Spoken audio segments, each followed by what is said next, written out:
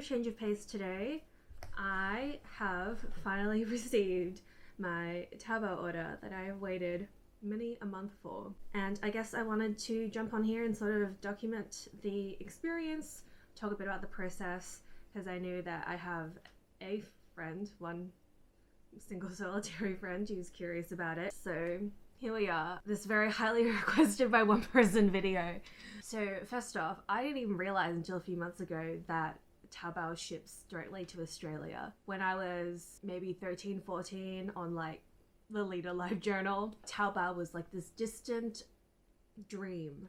It just never really felt accessible to me. And it turns out that as of, relatively recently, relative to the heyday of Live Journal and Lolita culture, Taobao is offering direct shipping to certain countries. So I think it includes APAC and the Americas, and I don't know, I mean, your mileage may vary. I did not check for every country, obviously, because it literally only matters to me if it ships to Australia or not. I immediately downloaded the app and had a bit of an explore and made an order of things that I thought would be relatively low risk to try, just to see how it turned out, because yeah, I kind of just wasn't sure what I would be getting into. And then after a long wait, my order finally arrived. If you would like to fast forward to the unboxing and try on segment of this video, wow, I will endeavor to remember to leave a timestamp in the description box below. But I thought I would talk through the process really quickly. First off, I don't think that my experience is necessarily representative of the typical Taobao experience, mostly because my Chinese reading ability is much lower than my listening ability. I'm afraid I just never went to Chinese school to learn about shipping logistics. So naturally, there are many characters that I do not recognize. So to start off, there are 3 different types of shipping, as far as I'm aware. So you can ship through a third-party service, which I guess is what most people internationally have done up until this point. They will typically charge you like a fee for the service, and I think in turn, depending on the company you use, they might help you liaise with sellers or something or other. I don't know. I have not used one, and I guess I've never wanted to, which is why it's taken me this long to order something. I just never wanted something badly enough that I'm like, wow, I really need to go pay a third party to get this thing shipped to me. I mean, I know that, in the past 10 years or so, we do have greater access to foreign goods, but there definitely was a time in our lives where you just couldn't get things like Major Kusanagi body pillows in Australia with any ease. And I still don't have one, so. The other 2 kinds of shipping are getting it shipped to you directly. So there's the good old-fashioned, the store just packages it up and sends it to you directly, or there's something called global consolidated direct shipping, global direct consolidated shipping, some arrangement of those words. Different sellers that you buy from, they will all consolidate your packages by sending them to a central packaging facility where Taobao employees will then package up all of your items together and send them as one parcel. Ideally, this is meant to save you on packaging and save you on shipping costs as well. So that is the one that I went for. So at the end of June, I placed my order, and then basically within the day they sent it out to the packing facility. Then it hung around there for a while. And the reason it hung around there for a while is because even though pretty much all of my items had arrived at the packing facility, there was one seller that had not shipped my item. And I don't want to blame them for it, because I'm pretty sure that I didn't realize that they were on pre-order. So this item never ended up getting shipped, and I was kind of like twiddling my thumbs, waiting around going like, so what do I do? Especially because at this point I wasn't too sure on like how I got from the step of sending all my parcels to a factory and then having it all packaged together and sent to Australia. I thought that I would confront that step when it came, and so I kind of just put off dealing with it until I kind of had waited around for like, actually, how long is it? I'd waited around until the 19th of the next month. It would have been a good 3 weeks, and I was kind of like, all right, this is too much. Like, it's too long for anything. Like, surely something is wrong. I went back to the seller and I got a refund for the items that never ended up getting shipped out. And that went through seamlessly, so I do have a strong feeling it was just on pre-order. And the seller has like a pretty good selling history, and they've been around for a while, and it was like a big store, so I kind of just think it was my bad. So after that, all the items that I, what was left with were already at the warehouse, so I could package them all up. And so this is sort of the difficult thing in consolidating shipping is that you do have to remember to go in and manually consolidate your order. And it's at this point that you pay a second fee. So you don't get charged for shipping domestically. So when all the sellers ship your order to the facility, and then you do pay another shipping fee on top of that. And I will say the shipping fee surprised me. I will go into it a bit later in the video as to whether or not I think it's good value to buy from Taobao as opposed to places like DHgate or AliExpress. What I will say is, for what you think you're saving on the item, you probably will make up for in shipping. Because I ordered kind of during the pandemic, they had increased their fees a little bit, which I don't mind because I understand that they're probably having a bit of trouble adjusting to, you know, fulfilling orders at this time. On the 19th of July, I had everything consolidated and sent out. A week on from that, I think it left the country. And then it did not arrive in Australia until the next month. And by the next month, I mean, we're talking 25th of July, and then the next update is 18th of August. So it arrived in Melbourne, then I got it a week later on the 25th.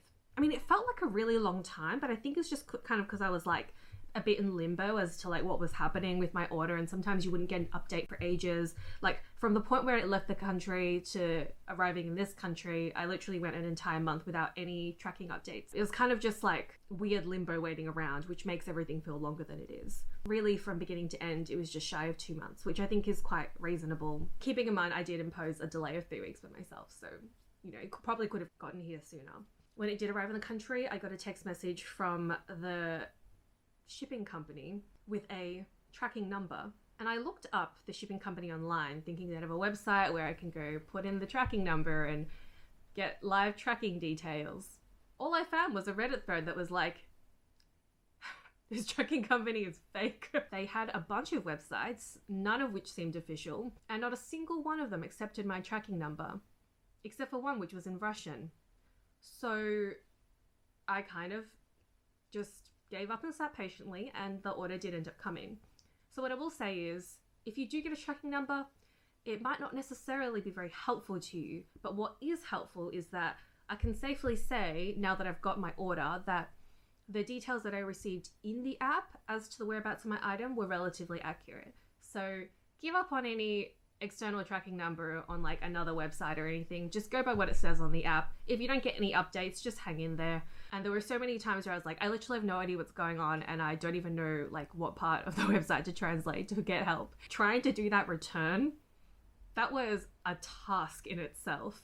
There were so many just hoops to jump through. The interface in general isn't too unintuitive. If you know how to use an app, you'll probably at least know which buttons to prioritize translating. But it's very dense. Like there's a lot of information that you're presented with, and a lot of buttons and a lot of options and a ton of other things. I think the actual like buying process is easy, but if you're doing any like troubleshooting beyond that, you're not screwed, but it's hard. I used the app and not the website. So I think on the website, if you're using a browser that just, you know, does instant translating, you probably have an easier time of it. I use the app, and I do have passable knowledge of Chinese. So if there was anything that I wanted clarification on and I just couldn't like guess my way through it, then I would take a screenshot and just run it through Google Translate. I was quite pleasantly surprised by the quality of items I received. I think the things that I got were pretty good value for money. I have definitely paid my school fees in terms of knowing how to shop online. So I do think that that had a great effect on my success on Taobao. Yeah, it's definitely not as daunting as I thought it would be. It felt like a really fun experiment because I really didn't know if I'd be able to do it. Like I didn't know if I'd be able to pull it off. I didn't know if I'd have to like kind of give up and be like, oh, I guess if I want this stuff, I have to go through a shipping agent or whatever. I definitely have a different view on Taobao than I did originally, and it's a better one. I hope this has been helpful to you, and roll the try on. Sorry, you have to see this. I'm gonna remain not quite in the shot because I wouldn't say I've just woken up because I haven't even gone to sleep. So my Taobao order arrived. Oh, okay. This is, I think, is the reason for it all. This is the reason that I wanted to do this order. It actually feels quite nice. Like it's not shit. Alright, so these are the phone cases that I ordered. I've like honestly forgotten what I've bought. This is cute. This is another phone case. It's just a long sleeve turtleneck. I don't know what to say about that. I like you don't remember ordering this. Right off the bat, I can tell that the finish is not like super refined, which is like, you know, I mean it's taobao, so it's fine. Well, I bought this in like the middle of winter, and now it's like almost spring. So, oh my god, I bought all these knits. It's just a navy cardi. You can tell I was just really loving this color and blue. Wow, what a great time to be getting winter coats at the end of August. I have this random ass red ribbon. Oh, it's a belt. And then there's a belt for the coat. And then the coat is just this like generic print. There was a choice to get it like I think with an extra warm lining, which I did because I'm in Melbourne, so. Alright, please excuse me in advance for what is probably the most amateur try-on segment. It's my first time doing this. It feels kind of weird. I feel like yeah, I don't know. Who came up with this bizarre idea of just trying on clothes alone in your house in front of a camera? First thing, first try on. This is what it looks like on phone. I needed a new phone case, so I thought Taobao obviously is the best place to get one. So yeah, I don't know. It's a phone case. There are two other ones that I got from the same, they're like the same product but just in different colorways or designs. The Tumblr DDLG 2013. Yeah, what a self-roast. So do I just like take off my clothes or what? Alright, so I'm gonna start with my favorite item. It's this sort of leather look, single-breasted jacket. So yeah, I'm pretty pleasantly surprised with the quality of this. Like I really thought it'd be like some like flimsy plasticky affair, but it's got like a nice heft to it and it's not super shiny. I might actually have to take off my jumper. We were looking for WWE shirts when I was in LA, and this is all we could find at the Goodwill, but I kind of like it more. So as wrestlers have them, others play with them.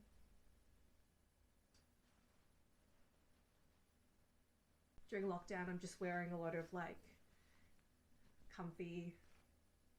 Oh my god, it has pockets! And like, I really like that they don't look really like, I don't know, they don't like, you know, sometimes you have a pocket and it like fucks it up. It's like made of a thinner knit, so it doesn't change the shape of the garment too much. It smells, I mean, it smells like factory, but it doesn't smell bad. Also, please excuse my bad tuck. Also, oh my god, I'm wearing jeans because I was dreaming wearing nothing but sweatpants, and then I ran out of all my comfy clothes and all my underwear, so now I'm wearing like uncomfortable underwear and jeans, and I'm just suffering so much. But the worst part is because I washed all of my trackies and sweatshirts all at the same time, it was too heavy for the machine and it unbalanced the machine during the spin cycle. Like everything was washed, but because it didn't spin dry properly, it was soaking wet. So yeah, don't do that. Another jumper. Ugh.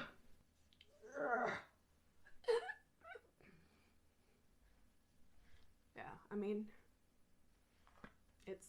it's like a turtleneck jumper. Again, I don't really know what to say. Like, I think it looks fine. I don't know what it looks like in the camera, so I'm just gonna go over here. Yeah, I just looked at myself in the mirror. It looks fine. Maybe I'll try it on with the leather jacket. I'm like full Pinterest. This. If the merits of a garment are too much based on precise tailoring, it might not be the best choice. So this is, it's a long ass coat that I got, and it comes with a tie, and it just looks off. I don't really know, I mean, also the sleeves are short as hell, because I kind of like to roll up my sleeves, but that requires the sleeve to be of a certain length, so it doesn't look like I've got this like little bracelet sleeve. What are they called? Is it bracelet sleeve? There's something like, there's a name for a sleeve which just short, like stops short there. Hold on, again, let me check out what I look like in the mirror so I can be sure that I do indeed look as weird as I thought I looked when I first tried this on. Alright, yeah, like it's not the worst. I would zoom out, but like my entire apartment is 24 square meters, so maybe I can stand back. Yeah, I don't know, something about it feels a little bit off, and I'm not sure if it's because I selected the option which had like extra lining. I have this problem a lot where when I buy like oversized on Asian stores, but it's only oversized if you are like 4'11" and like a size 6, and I'm sort of adjacent to that, but it really does matter like how adjacent you are. Like I'm pretty sure I got this in an L and it just doesn't fit on me. I don't know, everything just feels a little bit off. Like maybe it would look the way I wanted it to look if I was like, if you just scaled me down a little bit, like if you just selected me and then just went but I think as it is, it doesn't fit the way I want it to. I don't know, I think that's the real thing about Taobao is that like, I don't know, I don't feel like I'm underrepresented in terms of like sizing, but on Taobao I feel like it's hard to gauge the fit of an item just because like even if you're just slightly off, it just looks slightly off. And I think again it's probably because I picked this coat based on how I thought it would fit, and if fit is something that it is important to you, maybe don't buy from Taobao unless you have very, very specific measurements. And of course I could get, there are specific measurements, but I just kind of like, I kind of eyeballed it, which I guess was like my bad. But if you're going for something stretchy, you know, you have a bit more leeway. Anyway, this is probably not something that I would keep. But then also, who the hell do I, like, can I return it? Like, I don't know how do returns work. I might play with it some more, but I don't know if I could make it look particularly good. Or like good enough that I would want to wear it over like my other coat. Because I only have one other coat. Like, the way that my other coat fits is how I kind of hoped this would fit. Maybe if I unpick the pockets. I don't know. Even the pockets are lined. That's nice. Yeah, like I have one other like long winter coat and I really love the way that fits. Like you would think that like a huge oversized coat, like you just, you know, kind of just the bigger the better, you can't really fuck it up, but you can. Yeah, I don't know what it is about it, but maybe if I unpick the pockets it might be okay, but there's just something that's slightly off and I'm not 100% into it. I'm just out here looking like some kind of budget Sherlock Holmes.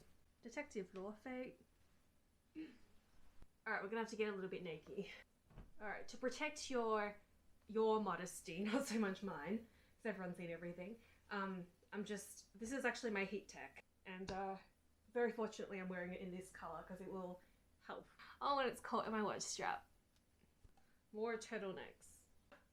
I had a similar nude mesh bodysuit. It was the kind of nude that was like that pinky, sickly white people nude, so it didn't actually, I mean, it looked okay, but I mean, it was always like I was settling on it, so I thought that this might be the replacement for it because it's slightly better nude on me. I don't know if this is a good nude for me. It's a bit bright, but it is also, at least it's not pink.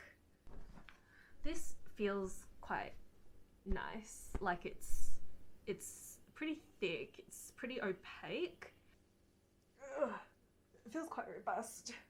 I like that the collar doesn't, the neck doesn't like fold over. It's good, it's fine, it's just, it is what it is. I mean, I guess like this one's hard to fuck up. So I think that's everything I got. I don't know, I'm pretty happy with the way everything turned out. I think that most things were quite true to the images and they were what I expected, and I was pleasantly surprised by that. That being said, again, I must reiterate, I really paid my school fees in terms of learning how to shop online for myself. Kind of a diversion from my usual content, but I started these vlogs for my friend Sam, and this is one of the only things she very specifically asked for, so here it is. Anyway, I'm currently in a lunge position over, I don't see if I can, yeah, I'm currently in a lunge position over my convection heater. So I'm very uncomfortable, especially because I have not worked out in a very long time. So I'm gonna get up. Ugh. Ugh. Out of breath. How do people do this?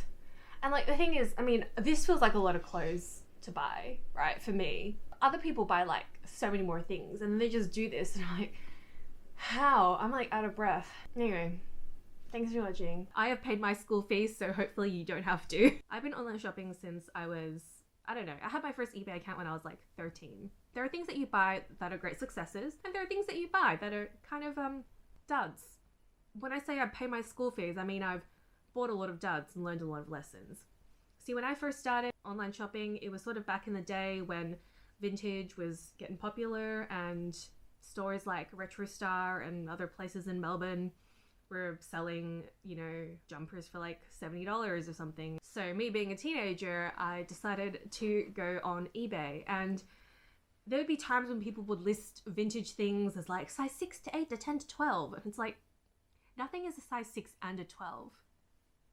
Like, I don't believe in one size fits all clothing. If you don't want to put a sizing label on it, at least give like comprehensive measurements. So yes, that brings me to my first point, which is item choice. Now on Taobao, I think if you're just starting off, I would recommend going for things that are not so reliant on precise tailoring.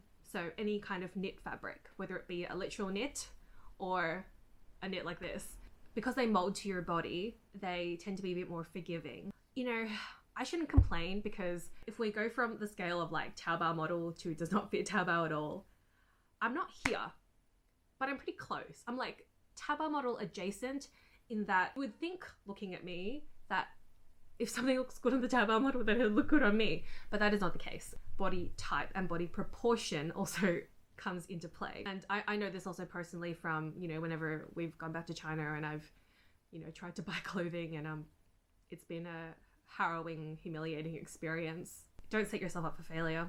Taobao are kind of notorious for just ripping you off.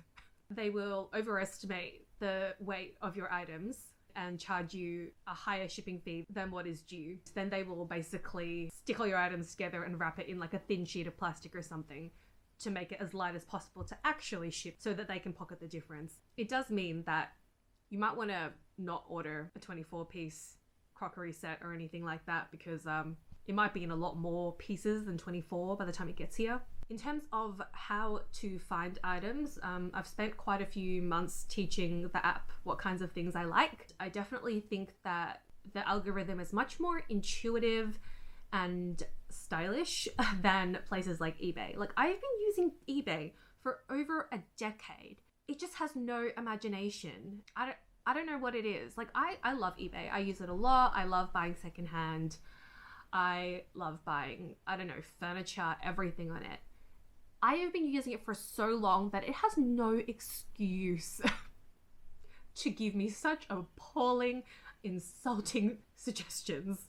Taobao, on the other hand, has a really refined search system, and it's also got really good image search, and it's really easy to find items related to an item you're looking at. Basically, think of it in terms of like in an infinite network of pathways.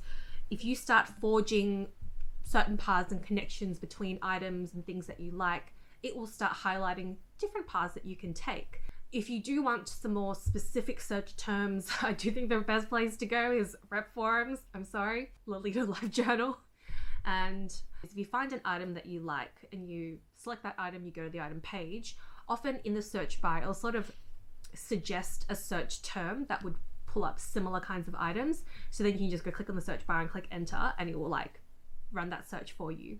Comparing the merits of Taobao to places like AliExpress or DHgate. AliExpress might charge you a bit more for the same item, but it's all in English and you typically don't have to pay shipping. I think where Taobao really shines is in just the sheer scale of it. So I wouldn't even think of Taobao as like AliExpress in Chinese. I genuinely think Taobao is on another level. It's so huge. It's like Amazon, in that the scope of it is just beyond anything you could imagine. And it's not just a place to buy like fake Chanel handbags or like cheap polyester crap. Some of the best things I found on Taobao are actually from independent boutiques that do really limited runs of certain items that they put out each season. So a small like capsule collection that's really cohesive and really aesthetically driven. Much in the same way that you might, use Etsy as a platform to sell your own things. On Taobao, you can just set up your own shop front. It doesn't matter what kind of store you are, you can sell things. And of course, you can buy a lot of things that you would typically get on AliExpress on Taobao. But I think because of the diversity and the scale of Taobao, the type of items and the quality of items that you can get is often much better, and also better value for money. So, because the thing I think about AliExpress is that it takes from Taobao the items that will probably sell best and be most popular with a Western audience, and just sort of puts it on there. Just my anecdotal experience. Whereas Taobao is like everything. So it's all the things that don't even make it to AliExpress, things that might have more niche appeal. There's a lot more scope for greater breadth and depth in your choices. Does that make sense? So I think in terms of like value for money, think about Taobao as a place where you can access decent quality items through a much shorter supply chain, so that you're not paying for all the inflated crap that goes on top of buying an item here. I know that people think places like H&M and Zara and Topshop are like affordable, but to me, like, I'm someone who buys IKEA furniture secondhand. So that's sort of the level that I'm working at.